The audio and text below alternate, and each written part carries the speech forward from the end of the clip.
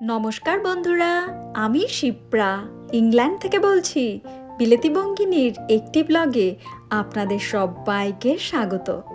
সকাল সকাল এখন চলে এসেছি রান্নাঘরে, আর আজকের খাবারটা আপনারা হয়তো না চিনতেই পারেন। এইটাকে না ক্লজেট বলে, তবে রান্না তো করব তার আগে বলি, কালকে এক দারুণ বিচ্ছিরি একটা সংঘর্ষ বলবো না একটা অভিজ্ঞতার সম্মুখীন হয়েছি তাই বলা বেশি ভালো হবে। আর আমি না কালকে প্রচণ্ড বকা খেয়েছি বিনা দোষে এক সাদা মানুষের কাছে। সেই গল্পই বলবো, আর সেগুলো কিন্তু আমি ভিডিও করেও রেখে দিয়েছি, সেটাও আপনাদের জন্য থাকবে। তবে এবার রান্নাটা একটু করে নিই। ইংল্যান্ডে কুমড়োর অত ভাও না থাকলেও লাউয়ের দাম কিন্তু আকাশ ছোঁয়া। আমি আজকে বাজার থেকে নিয়ে এসেছিলাম কতগুলো ক্লজেট, আর এই ক্লজেটগুলো না খেতে একদম লাউয়ের মতন লাগে। তাই আমি একটু লাউ চিংড়ির মতন করে এই ক্লজেটটা রান্না করছি। তবে লাউ আর কুমড়োর থেকে কিন্তু ক্লজেটের দাম অনেক বেশি। আর জানি না সকাল থেকে আমার আজকে কি হয়েছে। সকাল থেকে আমি আজকে 4খানা অ্যাভোকাডো খেয়েছি। কি সব পাগলামি যে মাঝে মাঝে করি সেই সবই ভাবি। আর জানেন, যে কড়াইটাতে আমি সবজিটা রান্না করছি, এই কড়াইটাতে সবজিটা রান্না করে এত তেতো হয়েছে খেতে। আসলে 2 দিন আগে উচ্ছে ভেজেছিলাম, আর লোহার কড়াই তো ঠিক তেমনভাবে ধুয়ে ওঠা হয়নি, আর তার জন্যেই এত তেতো। সকালে ঘুম থেকে উঠে কাজ বাড়িয়েছি, কি করেছি দেখুন। সকালে ঘুম থেকে উঠে ভাবলাম কি এই জানলাটা বাইরে থেকে একটুখানি পরিষ্কার করা যাক। তো সেই বাইরে থেকে পরিষ্কার করতে গিয়ে জল দিয়েছি, প্রথমে স্প্রে দিয়েছি, স্প্রে দিয়ে নোংরাগুলো তুলে তারপরে জল দিয়েছি। জল দিতে গিয়ে এই যে গ্লাসটা ওই যে দূরে পড়ে গেছে। আর এইটা হচ্ছে আমাদের জানলা। এই জানলা দিয়ে কিভাবে ওই পারে যাব, তারপরে আবার একটা এর জুগাড়ও বার করে নিয়েছি। ভাবছি এইটা দিয়ে আনা যায় কিনা। আমার বর বলছে, তো আমি বললাম কি নামি নেমে নিয়ে আসি। বলে কি এই একটা গ্লাস আনার জন্য তোমায় যেতে হবে না। তারপরে ভাবলাম তাহলে কি করে আনা যায় গ্লাসটা। চুলায় গ্লাস।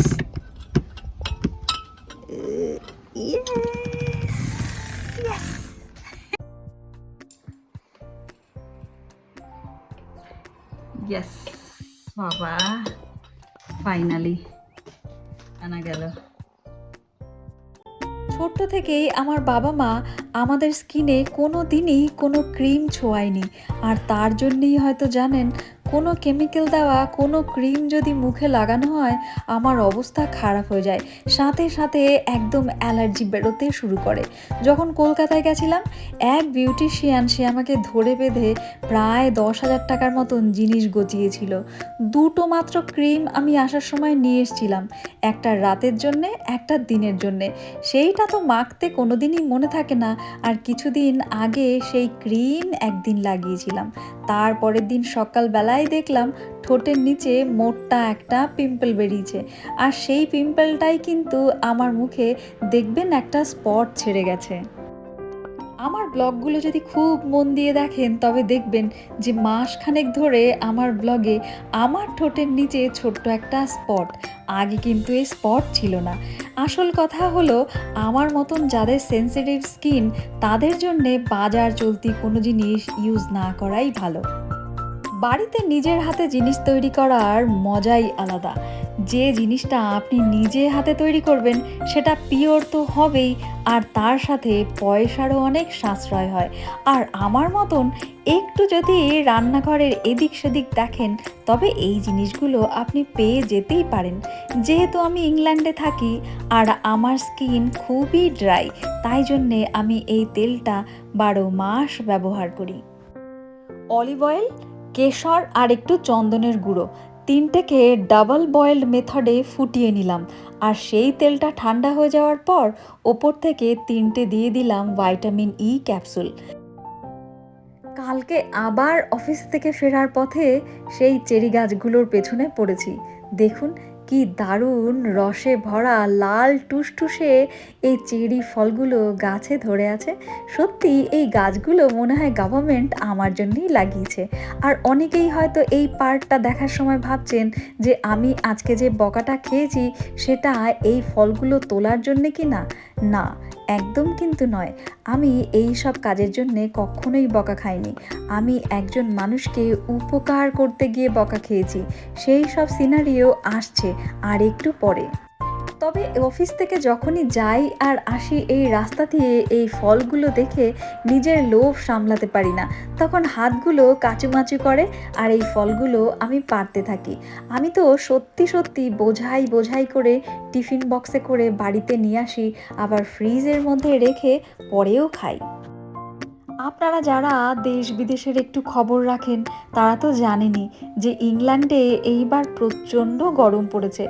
আজকের টেম্পারেচার 29 ডিগ্রি, আর সামনের দুটো দিন থাকবে একদিন 36 আর একদিন 37 ডিগ্রি।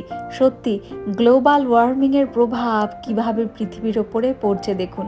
আমার বরের কিন্তু প্রচণ্ড টেনশন, আমাকে বারবার ফোন করে বলছে যে তুমি ট্যাক্সি নিয়ে তারপরেই বাড়িতে আসবে, হেঁটে ফিরবে না।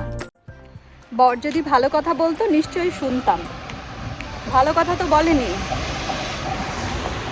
বলেছে হলো এত হিট ওয়েভ আছে, এই হিট ওয়েভে তুমি যদি হেঁটে হেঁটে আসো বাস স্টপেজ অবধি তবে কিন্তু তোমার হিট স্ট্রোক করতে পারে, তো তাই জন্যে তুমি ট্যাক্সি করে চলে আসবে আজকে বাড়িতে।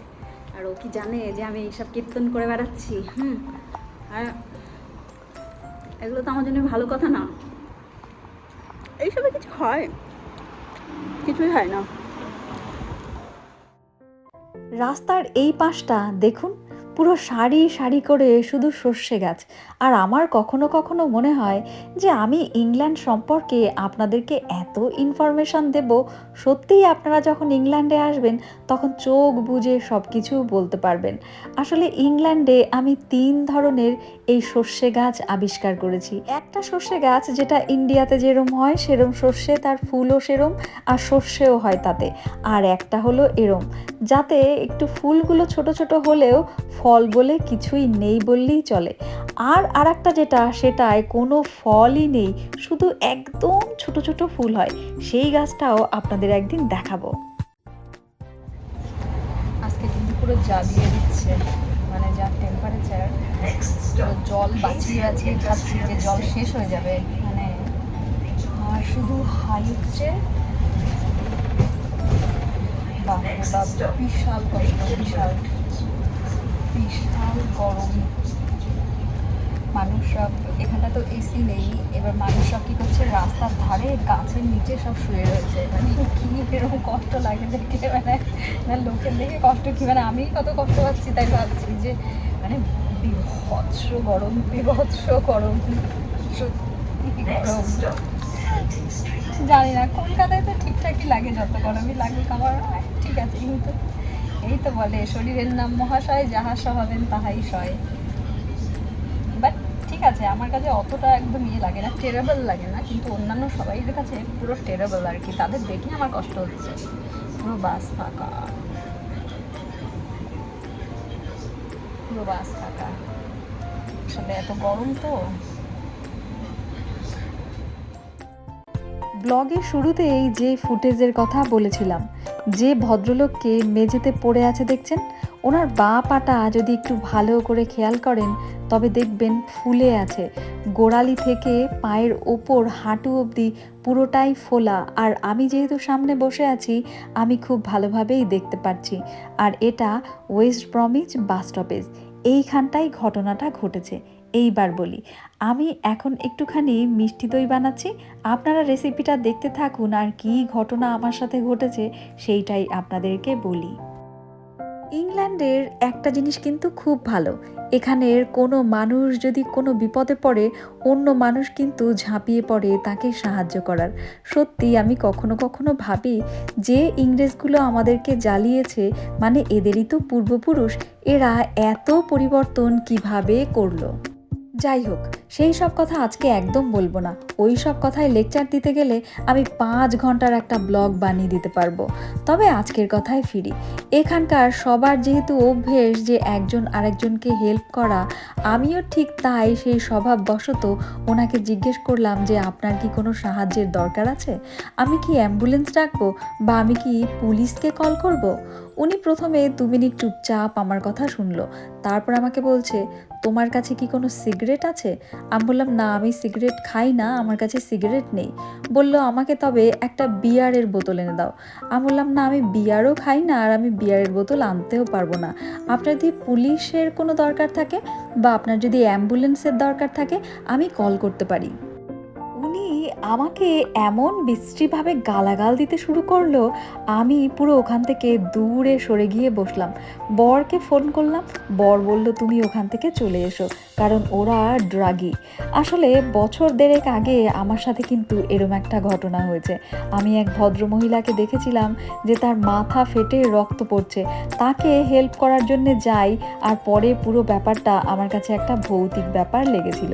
যাই হোক বন্ধুরা, আজকে আমার দই কিন্তু এখন রেডি হয়ে গেছে, আর কেমন শক্ত সুন্দর দই হয়েছে দেখুন। আর আজকের ব্লগটা বিলেতি বঙ্গিনী এখানেই রাখবে। পরের ব্লগে আবার আপনাদের সামনে হাজির হয়ে যাবে। ততদিন আপনারা সবাই ভালো থাকবেন, সুস্থ থাকবেন আর পরিবারের সবাইকে সুস্থ রাখবেন। Tata, bye bye.